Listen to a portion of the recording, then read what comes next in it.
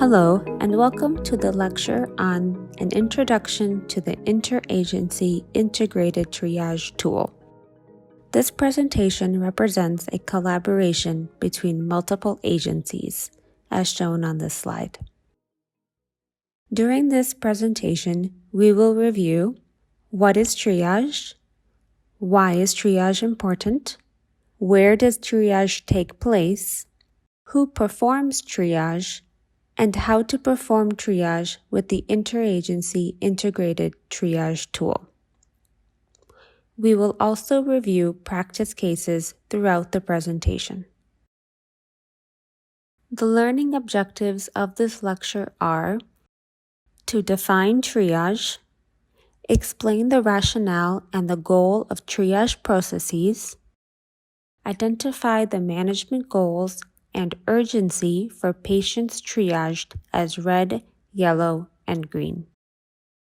Let us begin by talking about what is triage. Triage is defined as the sorting and prioritization of patients according to their acuity and need for care. Acuity is defined as the need for time-sensitive treatment. Triage is performed by keeping in mind the health system's capacity to address the condition of the patient. Triage can take place at multiple levels of the health system, including in a facility or even in a pre-hospital setting. This presentation will focus on routine triage within healthcare facilities. Why is triage important? Triage is a very quick process that ensures that every patient interacts with a trained staff member shortly after their arrival to the health facility. This is important for determining how to prioritize care for all patients who need care. Triage sorts patients into 3 levels or colors of acuity. Red patients need immediate assessment and should be moved to a high acuity area upon initial triage. Yellow patients need urgent assessment. They should have their vital signs taken and be moved to a clinical area for evaluation. If a yellow patient has not been assessed by a site-specific target time, the patient should be re-triaged to determine if their triage color has changed. Green patients need assessment but may be kept in a waiting area until a clinical space and provider become available in the treatment area. Here are all of the management goals together. Keep the schematic in mind, as this will form the basis of our triage tool in the upcoming slides. So why perform triage? Ultimately, triage allows us to best match patient needs with available services. Given that not all patients can be seen at the same time, how do we decide who to see first? Triage is performed with the underlying goal of providing the best care for the most people. We can imagine multiple methods of triaging patients. We can see patients by their order of arrival to the health facility. We can see patients by order of age, or we could see patients by order of triage color, which indicates how sick they are. Triaging patients based on the acuity of their condition allows us to provide better and more timely care to all patients. A waiting area can contain patients that are determined to be of lower acuity based on the method of triage that you use. So who performs triage? Triage is most commonly performed by nurses. but this may vary depending on the clinical setting. In many places, triage can help identify critical patients, even when performed by junior clinical staff. Take a moment to think about your specific clinical setting. Who might be available to perform triage? There are many qualities to consider in order to perform effective triage. Triage should be performed as soon as possible after a patient arrives to the facility, in an accessible and private area within the emergency unit, and in a manner to guide clinical behavior and next steps.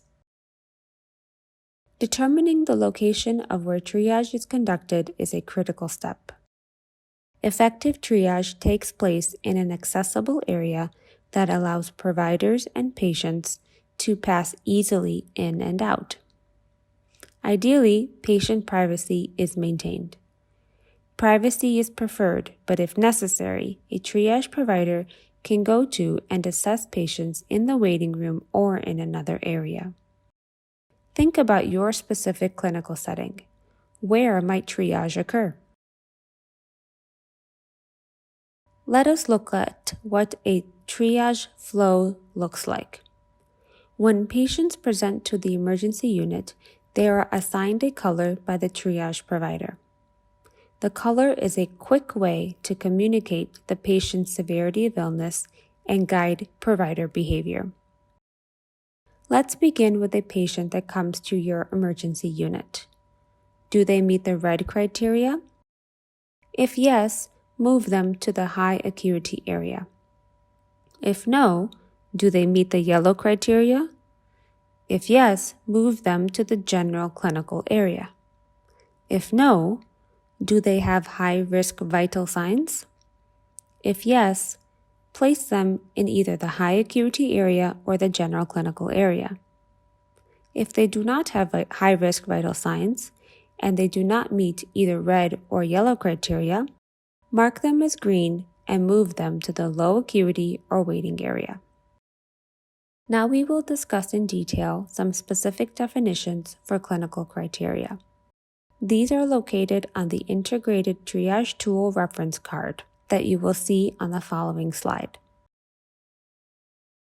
This is the Triage Tool reference card that we will use in our patient cases. Let's take a look at each section more closely. Here are the high-risk trauma criteria. Generally, penetrating trauma to the head, neck, and torso are the most concerning. No current guidelines exist for high-risk crush injuries or those that are highest risk for the development of rhabdomyolysis, so all crush injuries must be triaged as red. Please pause and review the high-risk trauma criteria. Major burns include both partial and full-thickness burns. Inhalation injuries and burns to the face and neck are always high risk. We will learn how to calculate body surface area in the next slide, but for now, please pause and review the major burn criteria. Body surface area can be estimated using this diagram. A patient's palm represents about 1% of body surface area and can be used to estimate the size of the burn. Burns involving greater than 15% of a patient's body surface area are high risk and should be triaged as red. If there is uncertainty about the exact body surface area involved, the patient should be triaged as red. Patients with threatened loss of limb should be triaged as red. Threatened limbs are pulseless or painful with either pallor, weakness, numbness, or massive swelling after trauma. Please pause and review the threatened limb criteria. Vital signs or clinical symptoms may not sufficiently identify patients as high risk for decompensation after an ingestion or exposure. These patients should be triaged as red for rapid assessment and potential initiation of time-sensitive interventions. Please pause and review the ingestion and exposure criteria. Let's again review the signs of respiratory distress. Note that adults and children sometimes present differently in regards to how they appear when they are in respiratory distress. Let us read this clinical vignette. A 32-year-old female presents with a burn. The patient was lifting a pot of boiling water and it spilled onto her chest and arms. She has burns with blistering to both inner arms and her upper chest. What is this patient's triage color and why? Pause the video and review the case. She is yellow because she has burns that involve under 15% body surface area. Her chest represents about 9% body surface area, and her bilateral inner arms represent about 4.5% body surface area. However, if you are unsure of the body surface area involved, err on the side of up triage. Let's read the next clinical vignette. A 38-year-old male presents with a laceration to the arm.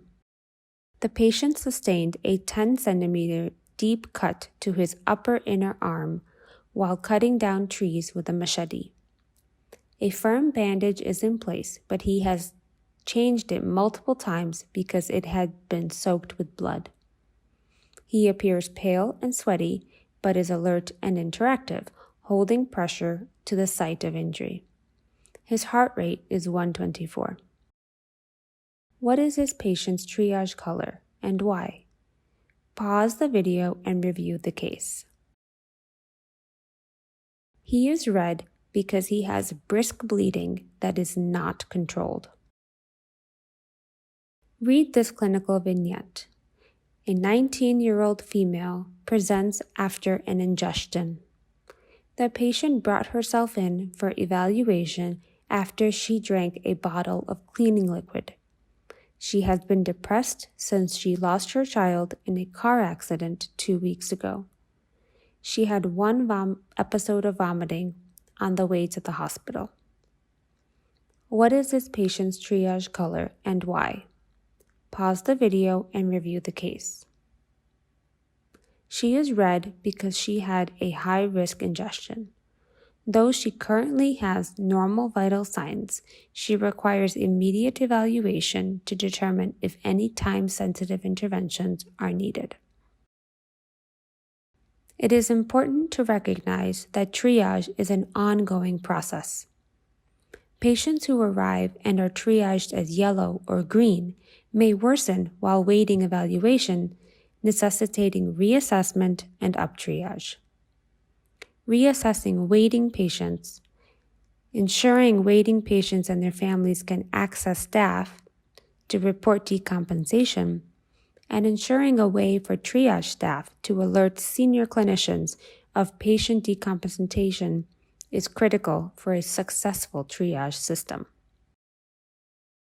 This slide addresses triage documentation.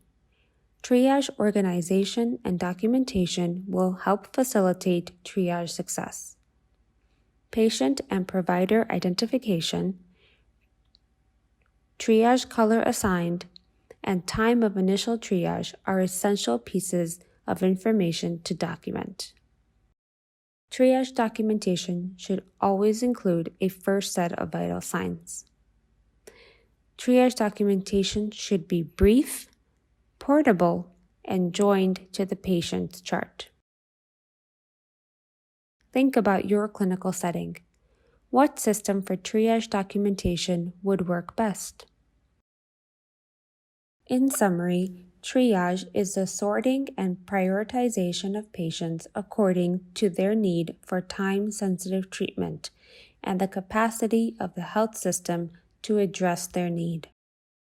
The Integrated Interagency Triage Tool categorizes patient acuity as red, yellow, or green. Red patients need immediate assessment and should be moved to a high acuity area upon their arrival to the health facility.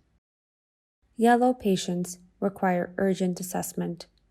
Yellow patients should have their vital signs taken and be clinically evaluated in the treatment area within the site-specific time frame.